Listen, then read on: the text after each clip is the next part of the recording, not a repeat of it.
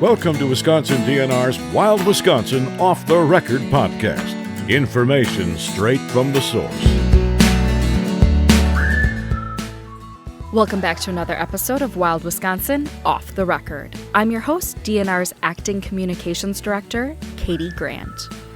While the COVID-19 pandemic has certainly presented its fair share of challenges, Wisconsinites have remained resilient. And if there's one thing Wisconsinites did a lot of this year, it was get outdoors. Between the middle of March and June 2020, 6.4 million people visited Wisconsin state parks, and throughout all of summer, our parks saw 14% more visitors than in 2019. The spring turkey season saw 20% more turkey licenses sold, and sales of first-time fishing licenses nearly doubled, with more than 20,000 more sold this year than in 2019. In this year of uncertainty, the DNR is proud of the upward trend of people partaking in the exploration of all of the outdoor activities our state has to offer. Here's DNR Secretary Preston Cole with more. Outdoor recreation is essential to our economy, our quality of life, our personal well-being, and happiness. Wisconsin is home to 49 state parks, 15 state forests, 44 state trails, 84,000 miles of rivers and streams, and roughly 15,000 lakes, leaving folks with tons of opportunity to get outdoors. Being outdoors impacts us in a myriad of ways, but specifically our individual health and well-being. Outdoor recreation accounts for $7.8 billion in economic impact in Wisconsin. Businesses that sell and rent bikes, kayaks, camping gear are all busier than ever. The increases that people are enjoying in the great outdoors and everything that Wisconsin has to offer has been incredible for us to witness. It's clear to us that navigating this pandemic, that parks and Wisconsin's natural resources in general are essential for us as a people and certainly for Wisconsinites. Well, we'll be exploring ways to enrich our parks in the short term and long term, looking for ways to improve the opportunities for newcomers, increase accessibility for individuals with mobility issues, provide better awareness and opportunities for those different ethnic backgrounds or social economic statuses. Even though you may see fewer DNR staff in person at your favorite state park, know that they are still working around the clock to ensure you have a positive and safe experience. We wanted to hear how you spent your summer finding adventure in Wisconsin. Our guests today share their stories of how they took advantage of Wisconsin's vast array of parks and recreation areas this summer. Some experienced things for the first time, others continued old traditions. So sit back and listen in to hear their stories. Hi, my name is Erin and I am from New Berlin, Wisconsin. My boyfriend Brandon and our two dogs, Mac and Cam, are on a journey to camp in fall at as many beautiful Wisconsin state parks as we possibly can. And this unprecedented summer really gave us an opportunity to take our first ever summer camping trip. So we ended up packing up our pop-up camper and headed an hour west of New Berlin to Lake Higanza in Stoughton, Wisconsin.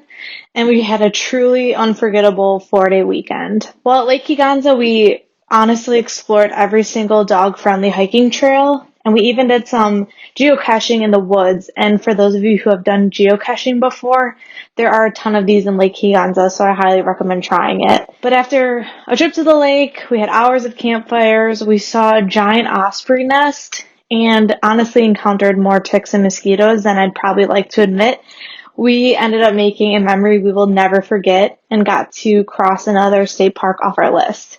So thank you so much, Wisconsin State Parks and park staff, for allowing us to keep our lives super adventurous during such an interesting time in our world's history and letting us explore the hidden beauty that is Lake Higanza State Park. Next up, we have Mirror Lake State Park scheduled for this October, and we cannot wait. My name is John Stelflew. The COVID-19 virus has affected each and every one of us in some way, shape, or form. You know, this spring it caused 2 of my turkey hunts to be canceled. I had 2 tags, one for Season 3 in Zone 1 and one for Season 4 in Zone 4. But with everything going on with COVID, we all agreed we probably shouldn't get together as a group and hunt. I was very disappointed. I look forward to these turkey hunts like many of you guys look forward to gun deer season. But as I drove to work the next morning, I realized that the border of Zone 1 is just west of my home in Sun Prairie. My wheels started to spin. I knew it was some public land that could work just fine for us. I called my friend. He had the same tag and same season and told him, hey, let's do this. And he said he was in. I had less than a week to scout, found us a few spots, and the plan quickly started to come together for a last-minute public land hunt. Hey, worst case scenario is we spend a few days social distancing in the turkey woods and perhaps find some morels and ramps. Nothing wrong with that. This is going to be my first public land hunt. I've always hunted private in the past. My biggest concern was that we were going to be dealing with a lot of hunting pressure. I couldn't have been more wrong.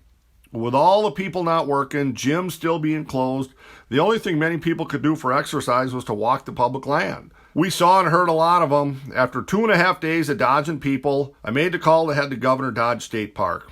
My thought was this is a very large park and we could escape the people. We went to the backside of Twin Valley Lake, figuring we could get away from the crowds that were enjoying the park on the first day that the parks were open, because prior to this they'd been closed because of COVID. We were wrong. It seemed no matter what we did, we couldn't escape the people that were enjoying the parks. As we ate a sandwich on the tailgate of my truck, desperately searching for answers, a friendly DNR park employee stopped and asked if we were seeing any turkeys. I said, all we're seeing is people. He gave us a tip and suggested an area of the park that wasn't frequented by a lot of people. We headed there to check it out. We really liked what we saw, and both of us had spots picked out for the following morning. As the sun came up, I heard gobbling off to my left. I smiled. Really big smile. Didn't take long before a group of jakes showed themselves in front of me. I yelped at them, and they started coming my way. They stopped. They hung about 100 yards out. I had to let out another yelp to get them to come the last 100 yards. As I was walking up to claim my bird, my mind drifted to the hours and hours that we put in during the previous 3 days. The fourth day of my hunt ended with my first ever public land bird that I would never have harvested if a friendly DNR park employee hadn't stopped by the truck and gave us a tip. You know, if you like the outdoors, do yourself a favor and get out and check out the amazing state park system we have in Wisconsin. Hello, fellow campers. My name is Carrie Retzloff, and I'm from Milwaukee. Our family's been tent camping at Ottawa Lake probably about 30 years. Our kids were little when we started camping there. Our adult son, Craig, was critically injured with a traumatic brain injury in 1996 when a drunk decided to drive the wrong way in the expressway. Since this happened, it's almost impossible for Craig to tent camp. We've been renting the accessible cabin at Ottawa Lake for about 20 years now. The cabin at Ottawa Lake is so convenient and close to home. This is our home away from home for 4 days each summer. It's a comfortable place for us to come and relax. We love the new glass top stove too. Ottawa Lake is also located near several hiking trails in the area, including Wisconsinites and Paradise Springs. We like Paradise Springs because it's paved and easy walking. We also walk down to the beach quite a bit. The paved trail to the beach is very accessible for Craig and easy for him to manage. We watch the sun go down. We watch swimmers. We also watch for the sandhill crane to appear and walk across the beach. We started bringing our grandson Gavin to the cabin when he was 2 years old. He is now 13 and still enjoys coming along with Grandma and Grandpa to swim, fish, and hike around. He especially likes to fish. He could spend the whole day on the fishing pier, which he has done. Craig likes to sit around the campfire at night. I shouldn't say just Craig, but all of us like to sit around the campfire at night. Sometimes we sing silly campfire songs. Sometimes we make up our own songs. We make s'mores and other fun foods on the campfire. The special time for me is when I see or hear Craig laugh. Each moment in his life is precious to us. We are very fortunate for Craig to be able to enjoy camping. We are creating such good memories with him. These special memories will last a lifetime. I thank the state parks for making this possible for us. Hello, my name is Zachary Ford. I'm from Sheboygan Falls, Wisconsin. Talking about Peninsula State Park today. We actually visited the park numerous times, but we've got young kids, so it wasn't until this year that my wife and I decided to camp up there. We've always loved doing our Door County day trip, but we found so much to do up there now that we needed to be up there, and since we're huge fans of the state parks, we decided to stay at Peninsula. I was really impressed with the park. I love the amount of trails that they have here. The bike trails there they make getting around the park nice and easy. Park's very well maintained, which I found especially impressive in the times that we're in with the DNR not having a lot of their people working. Facilities were clean and well stocked, and it was just a really, really great place to stay. We really liked the variety of the types of campsites. We managed to find a very open campsite, which is the type we prefer. Let the kids run around a little bit, but we noticed that there was a lot of really nice ones. And it's such a unique park. It's so big that you're sitting at your campsite and you don't realize that within 50 miles of you, there's just thousands and thousands of people, which just makes it a really cool experience. We really liked using it as kind of our home base, so to say, for our Door County trip. You're able to get anywhere in Door County in a relatively short period of time from Peninsula State Park. We like that it's so close to the city of Fish Creek, where you've got a lot of different amenities. We've actually had such a great time up there that we're actually leaving this morning to go back up there for a couple nights before our school year begins. And we're really looking forward to being able to spend some more time up there. Just another one of the great examples of the awesome state parks we have here in Wisconsin.